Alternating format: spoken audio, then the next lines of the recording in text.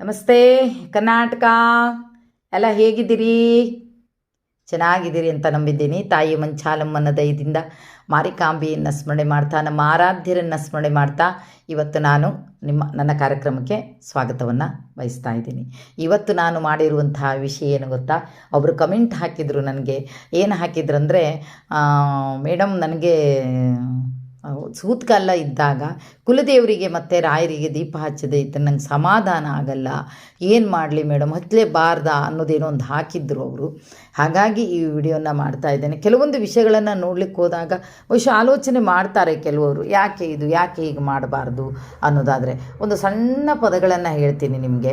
ಇನ್ಸ್ಟಾಗ್ರಾಮಲ್ಲಿ ನೋಡಿರುವಂಥದ್ದು, ಕಳ್ಳ ಬಂದರೂ ದೇವಸ್ಥಾನಕ್ಕೆ ದೇವ್ರಿಗೆ ಗೊತ್ತಾಗಿಲ್ವಂತೆ, ಸುಳ್ಳ ಬಂದರೂ ದೇವಸ್ಥಾನದಲ್ಲಿ ದೇವ್ರಿಗೆ ಗೊತ್ತಾಗಿಲ್ವಂತೆ, ಪಾಪಿ ಕ್ರೂರಿ ನೀಚ ಅತ್ಯಾಚಾರಿ ಬಂದರೂ ಸಹಿತ ದೇವರಿಗೆ ಗೊತ್ತಾಗಲಿಲ್ವಂತೆ.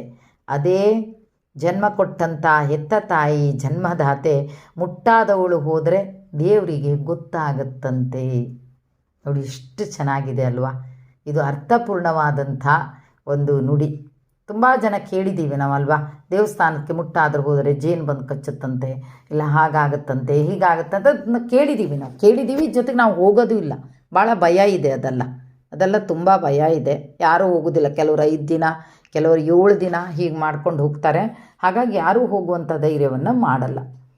ಈ ಪದಗಳು ಎಷ್ಟು ಅರ್ಥಪೂರ್ಣವಾಗಿದೆ, ಹಾಗೆ ಅವ್ರು ಕೇಳಿದ್ದು ಅಷ್ಟೇ ಅರ್ಥಪೂರ್ಣವಾಗಿದೆ. ಮಾಡಬಾರ್ದ, ನನಗೆ ಸಂಕಟ ಆಗುತ್ತೆ, ನನಗೊಂಥರ ಇದಾಗುತ್ತೆ, ದೇವ್ರ ಕೋಣೆಯಲ್ಲಿ ದೀಪ ಕಾಣದೇ ಇದ್ದರೆ. ನಿಜ, ದೇವ್ರ ಕೋಣೆಯಲ್ಲಿ ದೀಪ ಕಾಣದೇ ಇದ್ದರೆ 14 ದಿವಸ 15 ದಿವಸ ಹಿಂಗೆ ಮುಂದೋದಾಗ ಅಯ್ಯೋ ದೇವರೇ ಯಾವಾಗ ಮುಗಿತಪ್ಪ ಅಂತ ಅಂತೀವಿ. ಆದರೆ ಇದು ತಲಾಂತರದಿಂದ ಬಂದಿರುವಂಥ ರೂಢಿ.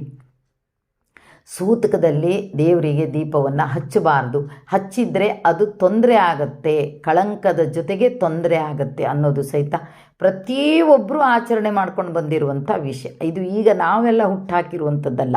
ಈಗ ನೋಡಿ, ಒಂದು ವಿಷಯ ಹೇಳಬೇಕು ಅಂದರೆ, ಎಷ್ಟೋ ಪದ್ಧತಿಗಳನ್ನು ನಾವು ಬಿಟ್ಕೋತಾ ಬಿಟ್ಟಿದ್ದೀವಿ. ಆದರೆ ಹೆಣ್ಣು ಮುಟ್ಟಾದಾಗ, ಸೂತಕ ಬಂದಾಗ, ಜೊತೆಗೆ ಎಲ್ಲ ರೀತಿಯ ಸೂತಕ ಬಂದಾಗ ದೀಪ ಹಚ್ಚಬಾರ್ದು ಅನ್ನೋದು ಮಾತ್ರ ಬದಲಾವಣೆ ಆಗಿಲ್ಲ. ಎಲ್ಲೂ ಬದಲಾವಣೆ ಆಗಿಲ್ಲ. ಮುಟ್ಟಾದವರು ಅಡುಗೆ ಮಾಡಬಾರ್ದು ಅಂತಿದ್ರು ಆವಾಗ. ಮುಟ್ಟಾದವರು ಈಗ ಅಡುಗೆ ಮಾಡ್ತಾರೆ, ಎಲ್ಲರೂ ಊಟ ಮಾಡ್ತಾರೆ ಈಗ ಅಲ್ವಾ? ಹಾಗೆ ಎಲ್ಲನೂ ನಾವು ಬಿಡ್ತಾ ಬಂದರೂ ಸಹಿತ ನಮ್ಗೆ ಬಿಡೋಕೆ ಆಗದೇ ಇರೋದು ಅಂದರೆ ಸೂತಕದ ವೇಳೆಯಲ್ಲಿ ದೇವರಿಗೆ ದೀಪ ಹಚ್ಚಬಾರ್ದು ಅನ್ನೋದು ಮಾತ್ರ. ಅದನ್ನು ಯಾರೂ ಬಿಟ್ಟಿಲ್ಲ ಇಲ್ಲಿ ತನಕ. ನಿಮಗೆ ಭಕ್ತರಿಗೆ ಅದು ಆಗುವ ಕಳವಳ ಗೊತ್ತಾಗುತ್ತೆ. ಯಾಕಂದರೆ ನನಗೆ ಹೋದ ಶ್ರಾವಣ ಮಾಸದಲ್ಲೂ ಕಾರ್ತಿಕ ಮಾಸದಲ್ಲೂ ಯಾರೋ ಒಬ್ಬರು ಇದಾದರು, ದೈವಾಧೀನರಾದರು ಅಂತ ಬಂತು ಫೋನು ನಮಗೆ. ನಮ್ಮ ಕುಟುಂಬ ದೊಡ್ಡದು. ಆಗ ನಾನೇನು ಮಾಡಿದೆ, 14 ದಿವಸ ಮತ್ತೆ ಬಿಟ್ವಿ.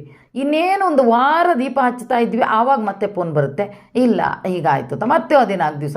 ಎಷ್ಟು ಬೇಜಾರಾಯಿತು ಅಂದರೆ ಆ ಹೊತ್ತಲ್ಲಿ ಅಯ್ಯೋ ದೇವ್ರೆ ಅಂತ ಅನಿಸ್ಬಿಡ್ತು. ಆದರೆ ಕೆಲವರಿಗೆ ಇನ್ನೊಂದು ರೀತಿಯ ಭಯ ಆಗೋದು ಅದು ಸಹಜ. ದೇವರಿಗೆ ದೀಪ ಹಚ್ಚದೇ ಇದ್ದಾಗ ಮನಸ್ಸಿನಲ್ಲಿ ಒಂಥರ ಕಳವಳ ಶುರುವಾಗುತ್ತೆ. ಅಯ್ಯೋ, ನಾನು ದೇವ್ರಿಗೆ ದೀಪ ಹಚ್ಚಿಲ್ಲ, ಏನಾಗುತ್ತೇನೋ, ಅಯ್ಯೋ ನಾನು ದೇವ್ರಲ್ಲಿ ದೀಪ ಹಚ್ಚಿ ಬೇಡ್ಕೊಳ್ಳುವಂಗಿಲ್ಲಲ್ಲ ದೇವರೇ ಅಂತ ಈ ರೀತಿಯೆಲ್ಲ ಯೋಚನೆ ಮಾಡಿದಾಗ ನಮಗೆ ಭಯ ಆಗುತ್ತೆ. ಆದರೆ ದಯವಿಟ್ಟು ಕೇಳ್ತಾ ಇದ್ದೀನಿ, ನಾನು ಕಮೆಂಟ್ ಹಾಕಿದವ್ರಿಗೆ ಹೇಳ್ತಾ ಇದ್ದೀನಿ, ಈ ಪದ್ಧತಿ ಮಾತ್ರ ಯಾವತ್ತೂ ಹೋಗೂ ಇಲ್ಲ. ಇದು ನಡೆಸ್ಕೋತಾರೆ. ನಿಮಗೆ ಇನ್ನೇನಾದರೂ ಅದು ಇರ್ಸುಮುರ್ಸು ಆಗುತ್ತೆ, ಕಷ್ಟ ಆಗುತ್ತೆ ಅಂದರೆ ನೀವು ಮಾನಸಿಕವಾಗಿ ನಿಮ್ಮ ಕುಲದೇವರನ್ನು ಆರಾಧನೆ ಮಾಡಿ, ಮಾನಸಿಕವಾಗಿ ರಾಯರನ್ನು ಆರಾಧನೆ ಮಾಡಿ, ನಿಮ್ಮ ಮನಸ್ಸಲ್ಲೇ ಕೂತ್ಕೊಂಡು ಏನೋ ದೀಪ ಹಚ್ಚಿದಾಗೆ, ದೇವರಿಗೆ ಆರತಿ ಮಾಡ್ದಂಗೆ ಅದು ನಿಮ್ಮ ಮನಸ್ಸಿಗೆ ತೃಪ್ತಿ ಕೊಡುತ್ತೆ. ಆವಾಗ ತೃಪ್ತಿ ಕೊಡುತ್ತೆ. ನಾಮಸ್ಮರಣೆಯನ್ನು ಮಾಡಲೇಬಾರದು ಅನ್ನೋದಿಲ್ಲ. ಯಾಕೆ ನೋಡಿ, ನಾವೀಗ 14-15 ದಿವಸ ಸೂತಕ ಅಂತ ಇದ್ದರೆ ಎಲ್ಲಾದರೂ ಬಿದ್ವಿ ಅಂತ ಇಟ್ಕೊಳ್ಳಿ, ಆವಾಗ ಕರೆಯೋದು ರಾಘವೇಂದ್ರ ಅಂತ ಕರಿತೀವಿ, ರಾಮ ಅಂತ ಕರಿತೀವಿ, ವೆಂಕಟರಮಣ ಗೋವಿಂದ ಅಂತ ಕರಿತೀವಿ. ಆವಾಗ ದೇವ್ರು ಹೇಳ್ತಾನ, ಸೂತಕದಲ್ಲಿದೆಯಾ, ನನ್ನ ಹೆಸರು ಯಾಕೆ ಕರೆದಿದೆಯಾ ಅಂತ?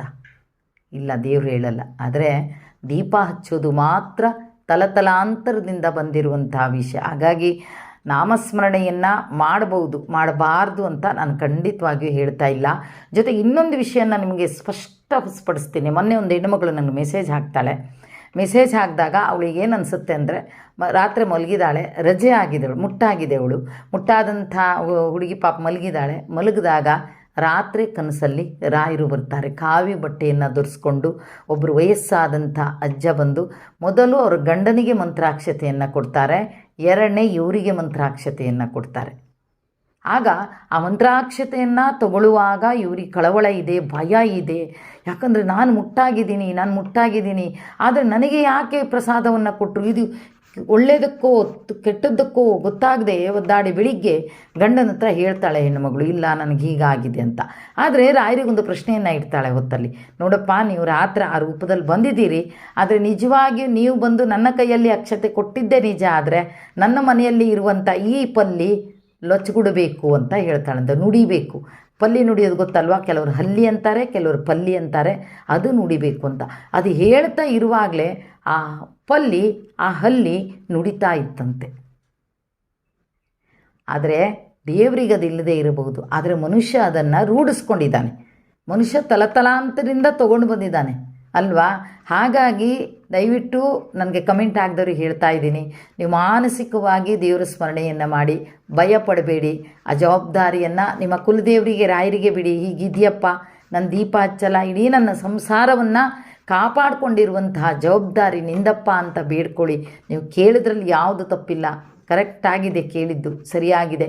ಹಾಗಾಗಿ ನನಗೆ ತಿಳಿದ ಮಟ್ಟಿಗೆ ನಾನು ನಿಮಗೆ ಇದನ್ನ ಹೇಳಿದ್ದೀನಿ ಅಂತ ಹೇಳ್ತಾ ಇವತ್ತಿನ ಈ ಕಾರ್ಯಕ್ರಮವನ್ನು ಇಲ್ಲಿಗೆ ಮುಗಿಸ್ತಾ ಇದ್ದೀನಿ. ಜೈ ಹಿಂದ್, ಜೈ ಕರ್ನಾಟಕ ಮಾತೆ. ಸರ್ವೇ ಜನ ಸುಖಿನೋ ಭವಂತು.